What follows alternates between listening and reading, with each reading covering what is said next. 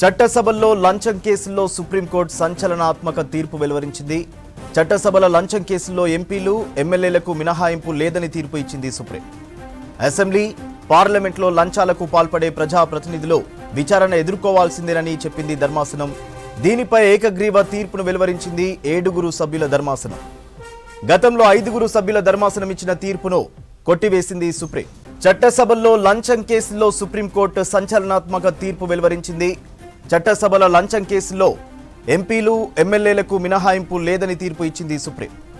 Assembly, పార్లమెంట్లో లంచాలకు పాల్పడే ప్రజాప్రతినిధులు విచారణ ఎదుర్కోవాల్సిందేనని చెప్పింది ధర్మాసనం. దీనిపై ఏకగ్రీవ తీర్పును వెలువరించింది 7 సభ్యుల ధర్మాసనం. గతంలో 5 సభ్యుల ధర్మాసనం ఇచ్చిన తీర్పును కొట్టివేసింది సుప్రీం. డీటెయిల్స్ మదార్ అందిస్తారు. మదార్, ప్రజాప్రతినిధుల లంచం కేసులో సుప్రీం తీర్పుకు సంబంధించి డీటెయిల్స్ ఏంటి?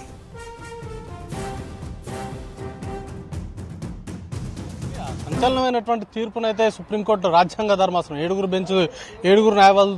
న్యాయమూర్తులతో కూడిన బెంచ్ అయితే వెలువరించింది.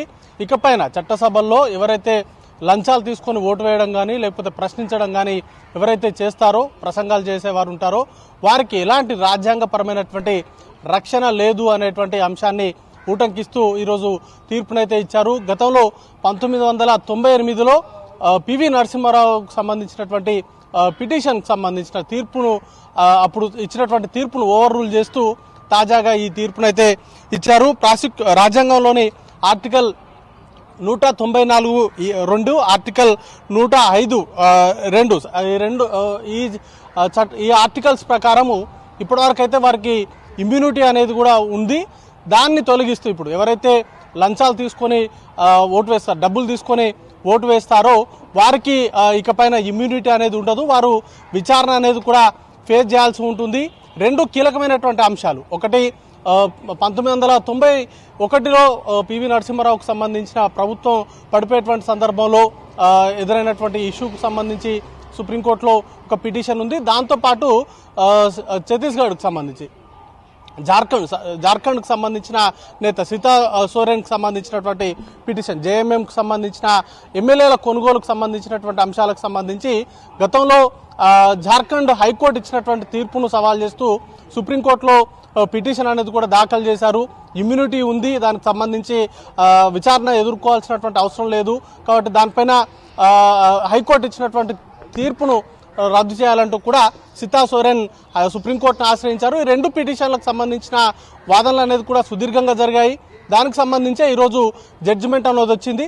దీంతో ఇకపైన ఎవరైతే లంచాలు తీసుకొని ఓటు వేయడం కానీ చట్టసభలో, ముఖ్యంగా అసెంబ్లీ కావచ్చు అలాగే పార్లమెంట్, ఈ రెండిట్లలో ఓటు వేసేటువంటి వారు కావచ్చు లేకపోతే డబ్బులు తీసుకొని ప్రశ్నలు అడిగేటువంటి వారు కావచ్చు, వారికి ఇకపైన అది కనుక ప్రూవ్ చేయగలిగితే వారు విచారణ అనేది కూడా ఎదుర్కోవాల్సి ఉంటుంది. ఇది ఒక మేజర్ తీర్పు, ఇది పెద్ద తీర్పు. ఇది గతంలో చాలా మంది కూడా ఓటు వేసేటువంటి క్రమంలో ఇతర పార్టీలకు సంబంధించిన ప్రలోభాలకు లొంగి ఆ పార్టీలకు అనుకూలంగా ఓటు వేసినటువంటి సందర్భాలు ఉన్నాయి.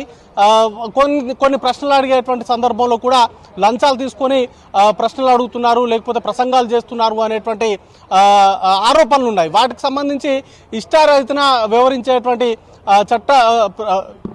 లా మేకర్స్ ఎవరైతే ఉంటారో వారికి ఈ తీర్పుతోటి చెక్ అనేది కూడా పడబోతుంది. ఇకపైన ఎవరైతే ఓటు వేయడానికి డబ్బులు తీసుకుంటారో ప్రజాప్రతినిధులు, ముఖ్యంగా అవిశ్వాస తీర్మానాల సందర్భంగా కావచ్చు లేకపోతే ఏదైనా బిల్లులు అనేది పాస్ అయ్యేటువంటి సందర్భంలో ఇతర పార్టీల ప్రలోభాలకు లొంగి ఎవరైతే ఓటు వేస్తారో వారు ఇకపైన ప్రాసిక్యూషన్, విచారణ అనేది కూడా ఎదుర్కోవాల్సి ఉంటుంది. రాజ్యాంగంలో వారికి కల్పించినటువంటి పార్లమెంటరీ ఇమ్యూనిటీ అనేది ఇకపైన వారికి వర్తించదు. దీంతో ఈ తీర్పు తర్వాత ఖచ్చితంగా ఎవరైతే అలాంటి కార్యక్రమాలకు పాల్పడతారో వారు ప్రాసిక్యూషన్ అనేది కూడా ఎదుర్కోవాల్సినటువంటి పరిస్థితి ఉంటుంది. సూర్య.